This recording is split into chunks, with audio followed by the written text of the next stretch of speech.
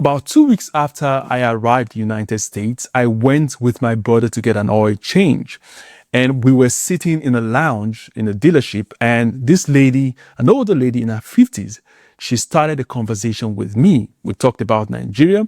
We talked about what I miss about Nigeria. We talked about, America, the opportunities. It was a beautiful conversation. But then, just towards the end of the conversation, she asked for my name. And I said, Solomon.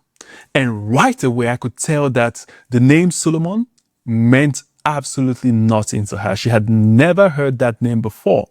So I repeated the name Solomon, but she said something completely different. I was surprised, like Solomon, a name in my mind, a name that is known around the world.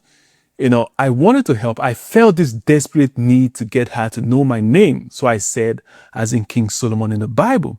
And then she said, oh, Solomon. I just said yes.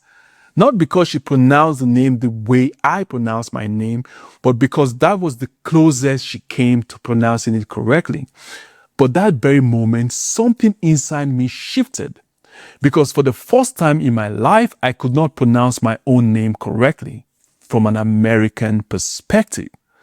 That experience did not stop with the lady. I began to pay attention. There were sometimes some conversations where I could tell that the person I'm speaking with doesn't really understand every word that comes out of my mouth.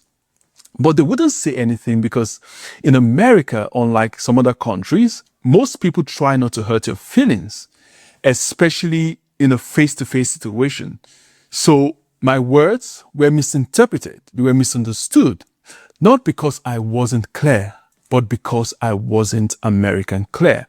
A lot of immigrants lose confidence and self-esteem just because of their accent.